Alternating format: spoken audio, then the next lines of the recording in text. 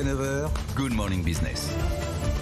Environ 300 triangulaires étaient possibles à la sortie des urnes dimanche soir. Il y en aura finalement une centaine. Est-ce que la France va rentrer dans une crise de la représentation, un retour de la bipolarisation? C'est les questions qu'on a posées à Benjamin Morel. Bonjour. Bonjour. Vous êtes politologue et maître de conférences en droit public à Paris 2, Panthéon-Assas. On a deux scénarios désormais. Un avec une majorité Rassemblement national, un avec une majorité introuvable.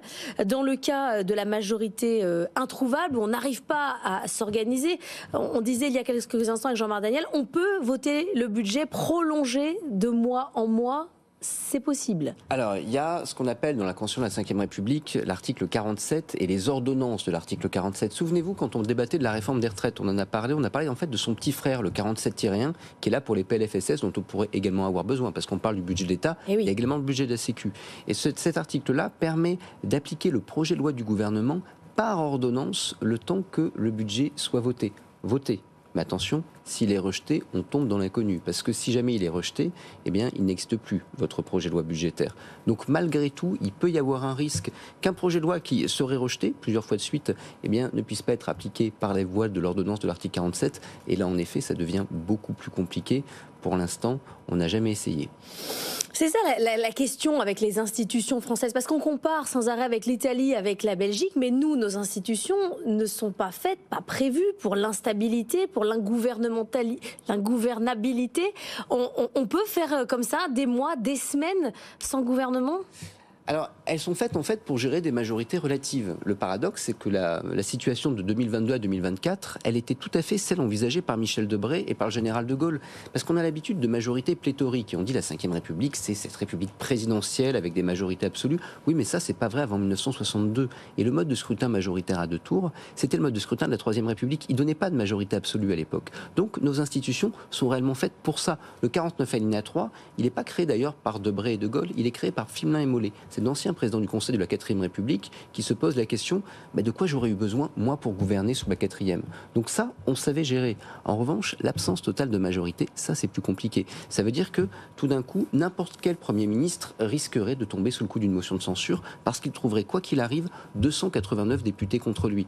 Et cette situation-là, en France, comme en Italie, comme en Belgique, elle est extrêmement complexe. On peut se faire peur en disant attention, attention, ça veut dire que le pays sera totalement ingouvernable, mais dans les régimes parlementaires voisins, et la France est un régime parlementaire, quoi que l'on en dise, eh bien, on finit toujours par trouver des solutions.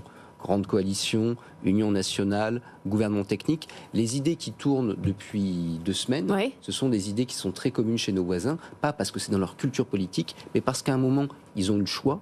Mais c'est mécanique, en fait. Ils en ont eu besoin, exactement. Et mécaniquement, ils en sont arrivés à ces solutions. On en sera peut-être tenu au même. Donc il faudra trouver une culture du compromis. Il faudra en arriver là ou changer les institutions. On dit beaucoup depuis, depuis toujours qu'il y a une culture politique française. Et on essentialise cette culture politique en disant non, nous, le compromis, ça marche pas.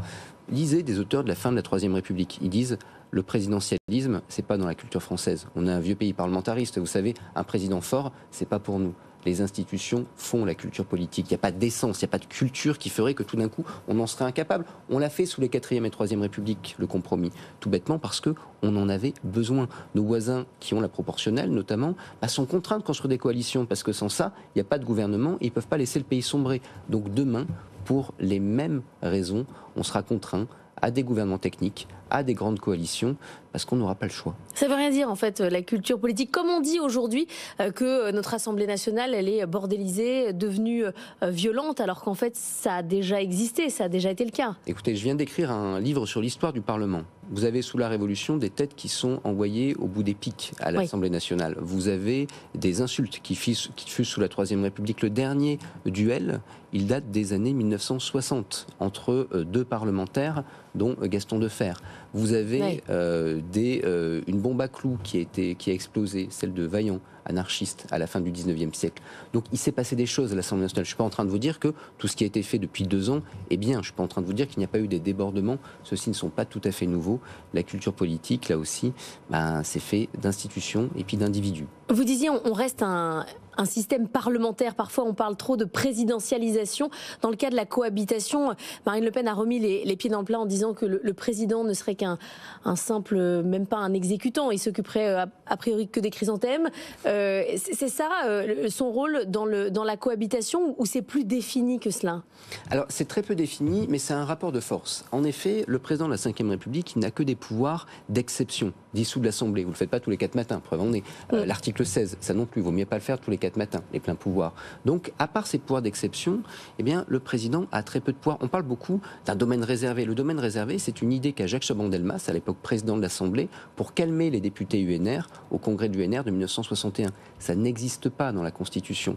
Sur la défense, le président de la Ve République, à part le feu nucléaire, a moins de pouvoir que son homologue de la Troisième République. L'article 21 qui donne les forces armées au Premier ministre dans la Constitution de la Ve, eh ben, il y avait la même chose, mais pour le président de la République, dans les lois de 1875.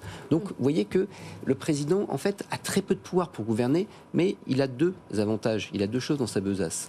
D'abord, il a un pouvoir d'empêcher, il a un pouvoir d'enquiquiner. Il peut ne pas signer les nominations, ne pas signer les ordonnances, etc. Le Premier ministre, s'il veut gouverner sans un enquiquineur en chef, a besoin de lui donner, de lui ménager un espace, tout bêtement, pour que le président le laisse malgré tout gouverner. Le deuxième élément, c'est que les cohabitations sont toujours marquées par un syndrome d'Is no good. Jacques Chirac, il veut devenir calife à la place du calife, il veut être président, de même qu'Édouard Balladur, de même que Lionel Jospin. Jordan Bardella, peut-être pour lui-même ou pour Marine Le Pen, le souhaitera également. Donc vous n'abîmez pas trop une fonction que vous visez, vous ne montrez pas aux Français que cette fonction, elle n'est pas si puissante que, on veut bien le dire, dans d'autres régimes où le président est élu au suffrage universel direct, je pense par exemple au Portugal, eh bien, le Premier ministre prend réellement le pouvoir et n'en a cure de l'Élysée portugais. Il y a quelques années d'ailleurs, le Premier ministre portugais a dit, en cohabitation, un Premier ministre de gauche avec un président de droite, écoutez, moi je ne me présente pas au présidentiel, votez pour le type avec qui je suis en cohabitation, il est très bien, mais fondamentalement, moi ce qui m'intéresse au Portugal, c'est le Matignon portugais. Merci beaucoup Benjamin Morel d'être venu ce matin, politologue, maître de conférence en droit public à Paris 2, Panthéon-Assas.